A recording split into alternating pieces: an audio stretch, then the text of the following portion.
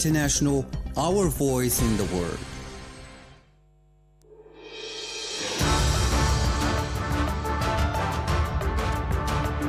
This is the English service of Radio Algeria International. It's time for the news. In today's top stories here in Algiers, the Palestinian Minister of Solidarity has hailed Algiers' constant, clear and solidarity position with the Palestinian people. President Mahmoud Abbas has called on the UN to immediately intervene to stop the ongoing Israeli aggression against the Palestinian people. The death toll since the barbaric aggression against the Gaza Strip started and the West Bank as well has risen to 788 dead and about 4,100 wounded. The United Nations has said Israel's complete blockade of the Gaza Strip is in violation of international law and is considered prohibited. Hello and welcome to Radio Algeria International. I'm Jamal Zamani. The Minister of Foreign Affairs and National Community Abroad, Ahmed Attaf, received here in Algiers the Palestinian Minister of Solidarity and Social Development, Ahmed Magdalani.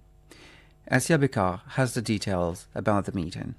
The two officials examined the situation in the occupied Palestinian territories and the ongoing Zionist aggression against the Gaza Strip. In a statement to the press following his meeting with Mr. Attaf, the Palestinian minister denounced the international silence in the face of the abject aggression carried out by the Zionist occupation, which wants to reshape the region. He also hailed Algeria's constant, clear and solidarity position with the Palestinian cause. Brotherly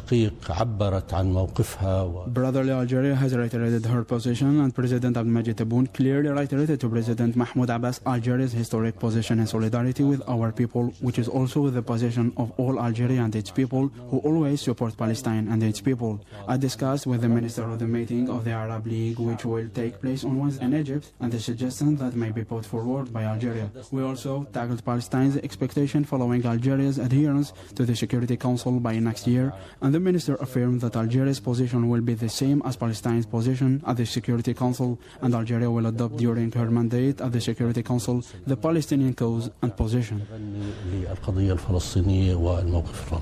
He carried on saying that peace in the region and normalization cannot be an alternative to Palestinian peace, stressing that the Zionist entity will not enjoy stability as long as it resorts to force that provokes an even stronger reaction. He added that Israel should change its policy so that the situation changes. The Palestinian minister praised the resistance of the Palestinian people who stand by and support the people of Gaza. A gathering of solidarity with the Palestinian people and the inhabitants of Gaza, victims of a brutal attack by the Zionist military forces, has taken place at the headquarters of the Embassy of the State of Palestine in Algiers to reiterate the unwavering position of Algeria vis-à-vis the Palestinian cause and call on the international community to assume its responsibilities and put an end to these crimes. The gathering was attended by representatives of political parties, national organizations and civil society associations, in addition to the ambassador of the State of Palestine in Algeria, Fayez Abu Aita. During the solidarity rally, the Palestinian ambassador made a speech in which he expressed his gratitude to the Algerian people for their solidarity, calling on the international community to stand by the Palestinian people in the face of the current Israeli aggression. Algeria's position is an appreciated and respected position. We appreciate also the position of all the friendly and brotherly countries who express solidarity and sympathy with the Palestinian people, and they condemn the ongoing cruel aggression against our families and people in Gaza, the West Bank and all Palestinian territories. The blood of the Palestinian people is being shed, but we have a right on the Arab people and countries and on our friends and Islamic peoples to support the Palestinian people and provide them with the necessities of resilience and life, so that can face up to these massacres and to the Israeli war that is launched against our people with neither leniency nor mercy. The Palestinian ambassador added that the Zionist entity is wrong if it thinks that the Palestinian people will sit back in the face of the Israeli terrorist and cruel practices. Now, the president of the Council of the Nation, Mr. Saleh Gouchil, has called in Algiers on the Palestinian factions to unite and speak with one voice to achieve the independence of the State of Palestine. At the end of plenary session of the House of Representatives devoted to voting on 3 bills, Mr. Gouchil said the following. Following the Zionist aggression against Gaza and the occupied West Bank, we call on the Palestinian factions to unite and speak with one voice to achieve the independence of the State of Palestine, as did the revolutionaries in Algeria. We accept no foreign interference. We call on the Palestinian factions to speak with one voice by uniting around the reconciliation agreement they signed last year in Algeria. Mr. Gouchil urged the international community to assume its responsibilities in protecting the Palestinian people and the implementation of international law to enable the Palestinian people to exercise their legitimate right to an independent state with Al-Quds as its capital. On this occasion, he recalled Algeria's support and backing for the Palestinian resistance. Mr. Gouchil also addressed a message to the supporters of the repercussions of normalization with the Zionist entity on the Palestinian cause. Palestinian President Mahmoud Abbas called on the UN to immediately intervene to stop the ongoing Israeli aggression against the Palestinian people, particularly in the Gaza Strip, which is currently under Israeli threats of cutting off its humanitarian needs such as electricity, water and food, which are rights guaranteed by international law and legitimacy. Asya Bikar has more. During a telephone call with the United Nations Secretary-General Antonio Guterres, President Abbas stressed the importance of delivering relief and medical aid to people in the Gaza Strip, stressing the need for the United Nations to intervene to prevent a humanitarian disaster in the Strip. He urged the UN to carry out its duties recognized by international legitimacy and provide international protection for the Palestinian people.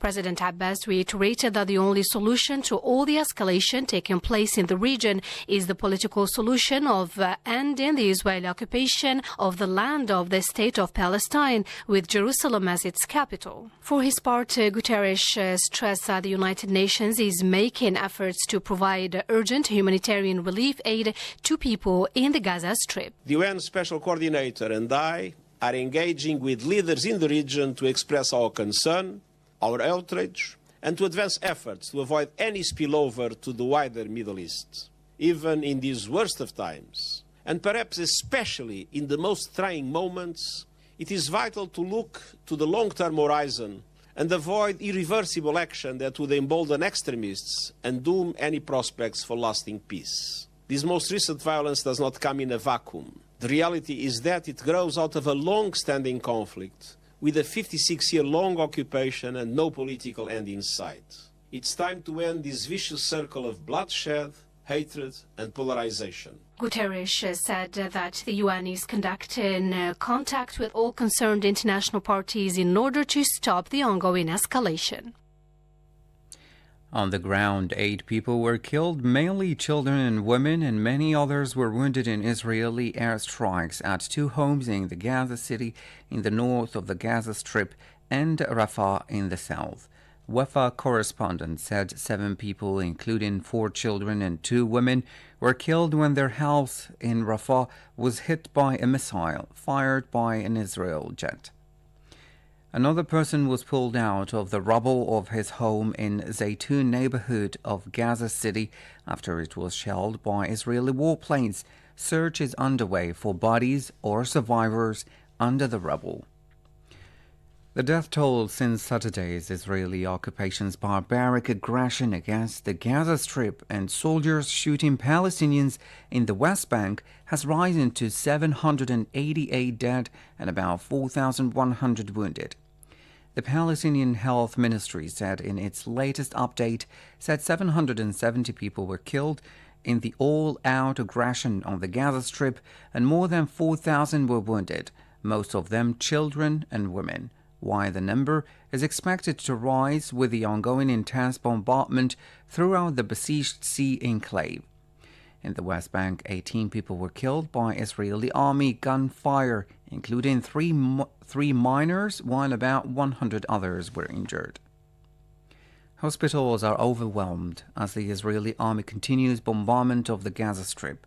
Palestinian Health Ministry and the World Health Organization called for a humanitarian corridor to ensure the entry of urgent medical aid into Gaza's overwhelmed hospitals. Israel announced a total blockade on Gaza, including a ban on admitting food and fuel. Such a siege with the intent to starve a population is a war crime under UN status. This was denounced by UN Secretary-General Antonio Guterres. I am deeply distressed by today's announcement that Israel will initiate a complete siege of the Gaza Strip, nothing allowed in, no electricity, food or fuel. The humanitarian situation in Gaza was extremely dire before these hostilities. Now it will only deteriorate exponentially. Medical equipment, food, fuel and other humanitarian supplies are desperately needed, along with access for humanitarian personnel.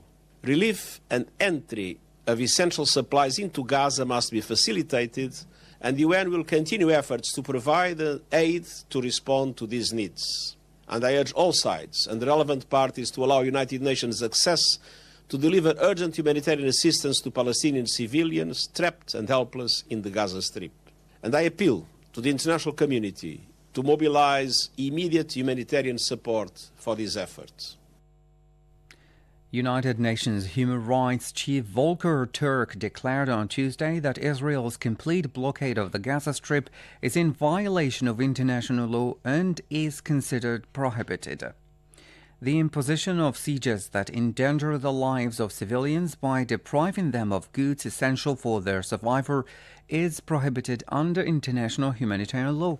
Volker Turk, the UN High Commissioner for Human Rights, said people's dignity and lives had to be respected as he called for all sides to defuse the explosive powder keg situation.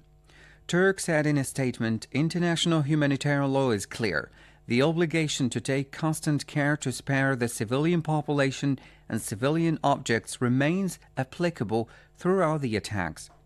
The statement said, the siege risks seriously compounding the already dire human rights and humanitarian situation in Gaza, including the capacity of medical facilities to operate, especially in light of increasing numbers of injured. Last night, a building housing the UNRWA headquarters in Gaza City, sustained significant damage as a result of Israeli airstrikes. All UN international staff present in Gaza are taking shelter in another building within the same compound. UNRWA did not record any casualties among its staff during this incident. However, 2 UNRWA staff members and 5 UNRWA students have been killed since the 7th of October.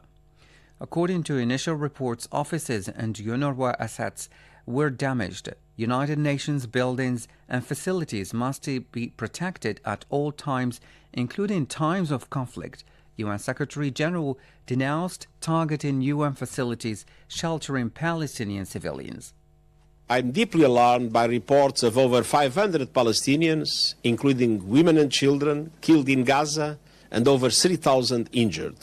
Unfortunately, these numbers are rising by the minute as Israeli operations continue. I also remind Israel that military operations must be conducted in strict accordance with international humanitarian law. Civilians and protect at all times. Civilian infrastructure must never be a target. And we already have reports of Israeli missiles striking health facilities inside Gaza, as well as multi-storied residential towers and a mosque. 2 UNRWA schools sheltering displaced families in Gaza were also hit. Some 137,000 people are currently sheltering in UNRWA facilities, with the number increasing as heavy shelling and airstrikes continue.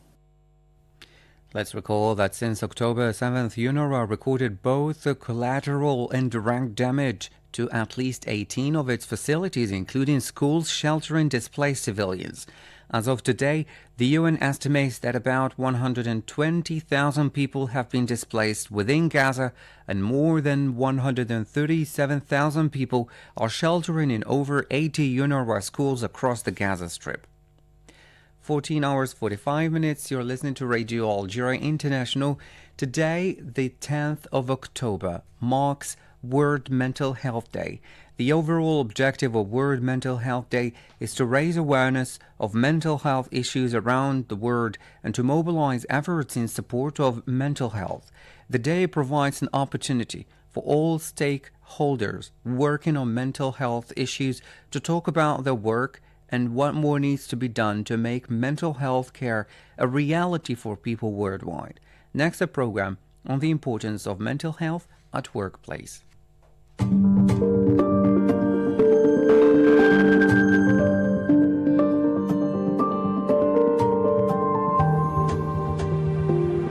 Hello and welcome to your weekly program, The Health Magazine. Today's program will deal with mental health with a special focus on mental health at workplace.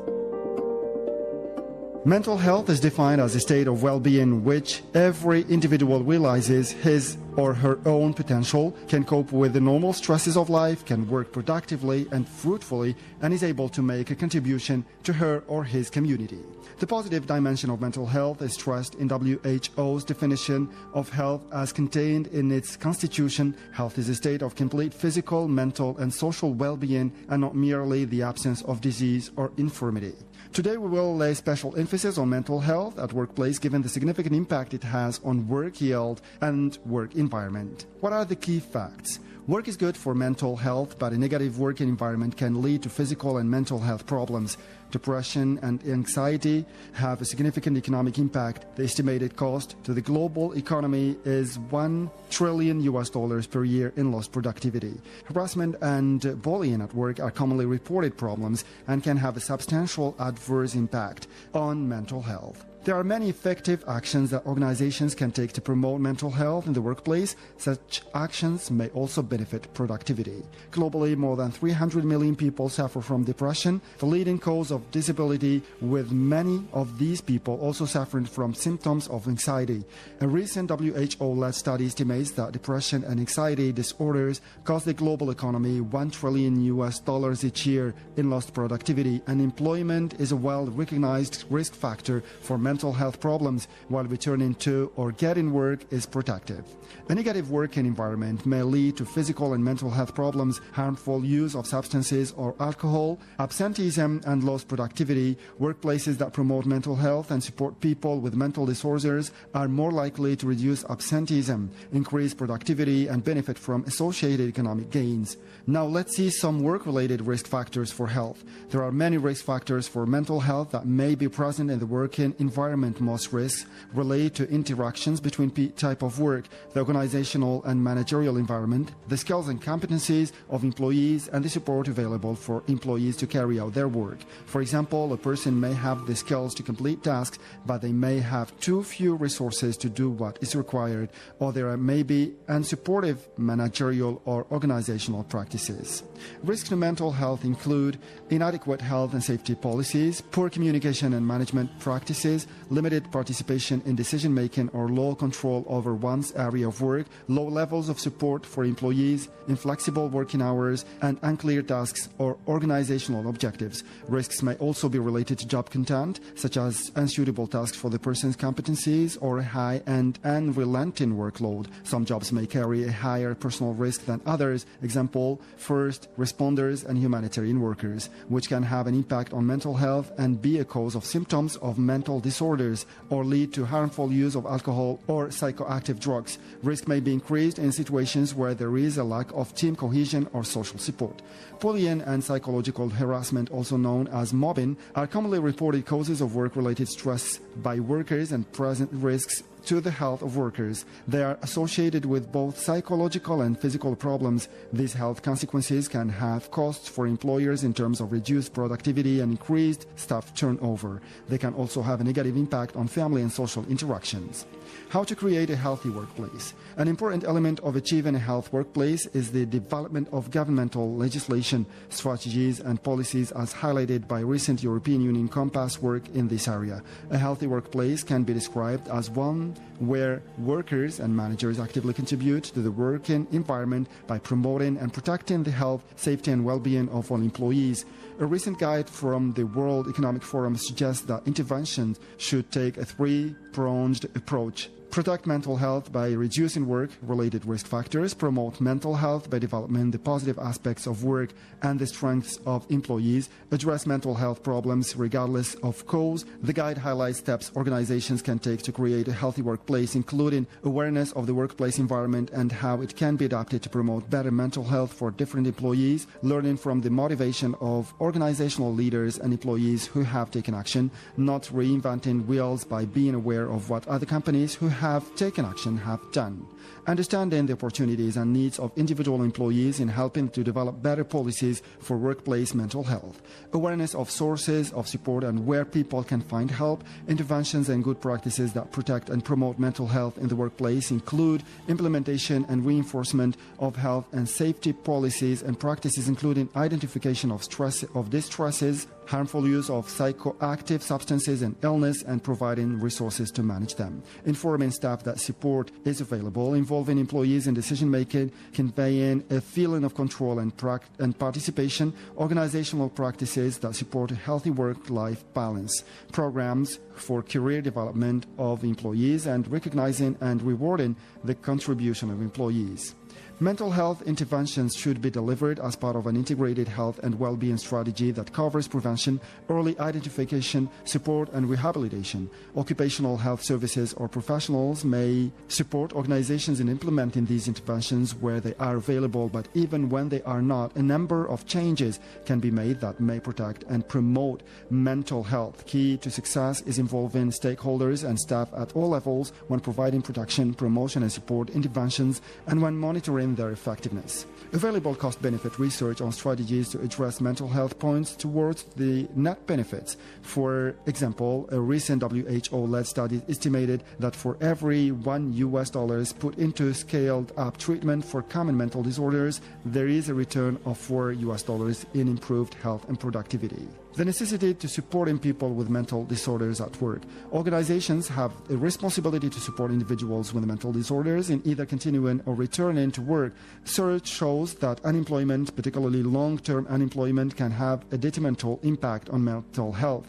Many of the initiatives outlined above may help individuals with mental disorders, in particular flexible hours, job redesign, addressing negative workplace dynamics, and supportive and confidential communication with management can help people with mental disorders continue to or return to work. Access to evidence-based treatments has been shown to be beneficial for depression and other mental disorders. Because of the stigma associated with mental disorders, employees or employers need to ensure that individuals feel supported and able to ask for support in continuing or returning to work and are provided with necessary resources to do their job. What is the WHO response towards mental health? At a global policy level, WHO's Global Plan for Action of Workers' Health and Mental Health Action Plan outline relevant principles, objectives, and implementation strategies to promote good mental health in the workplace. These include addressing social determinants of mental health, such as living standards and working conditions, activities for prevention and promotion of health and mental health, including activities to reduce stigmatization and discrimination, and increasing access to evidence-based care through health services development, including access to occupational health services. WHO's Comprehensive Mental Health Action Plan 2013-2020 was adopted by the 66th World Health Assembly.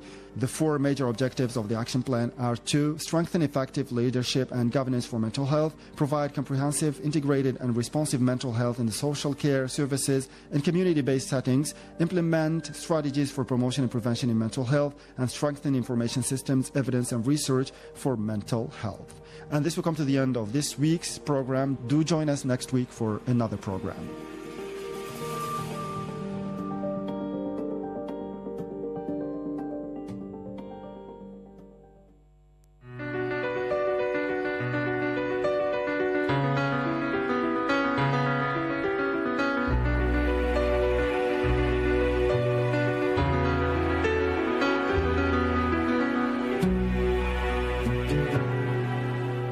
Hello and welcome to this fresh edition of Inspiring Figures. Today we'll shed light on a promising young Algerian author, namely Kawthar Ademi.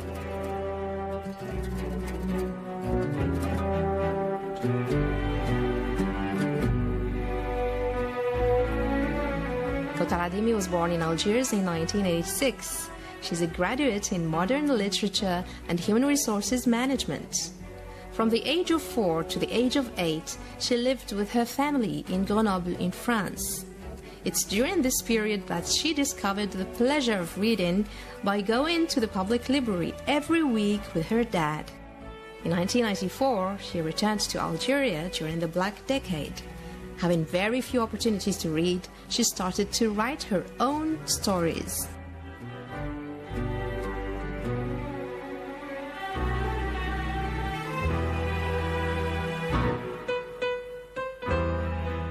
While she was studying in Algiers University, she entered a writing contest organized by the French Institute for the young writers in Muret.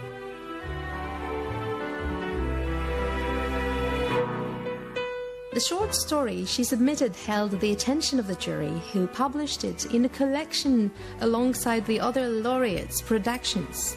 Thanks to this contest, she was invited to Muret, to the French city of Muret, then to Toulouse, and finally to Paris, where she met with the publishing house Balzac.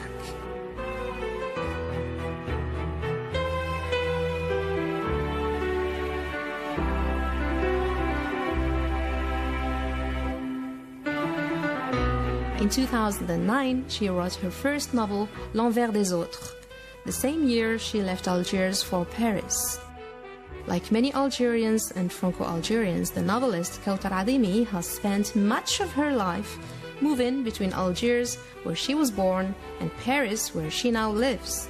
The two countries are thoroughly intertwined, a relationship Ademi explores with nuance and determination in her third novel, Our Reaches, newly translated by the excellent Chris Andrews.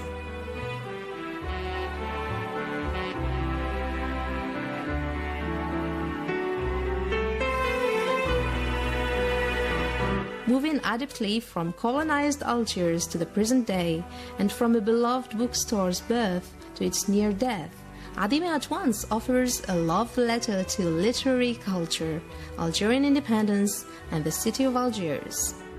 She takes her title from Les Vraies Richesses, Algiers' famous bookstore, library and publishing house, where much of Our Riches takes place.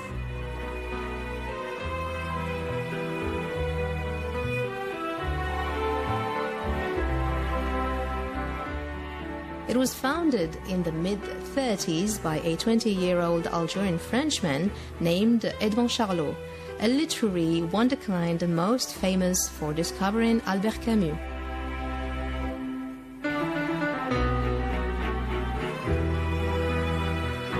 His life story, told a diary form, takes up half the novel.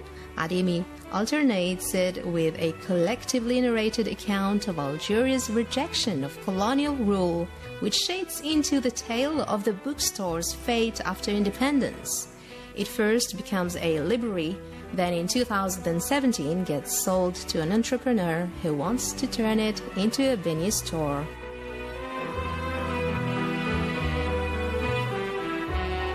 That's it for today's edition of Inspiring Figures. From me, Aziz Agassi, and producer Mohamed Yousfi, thank you for joining us.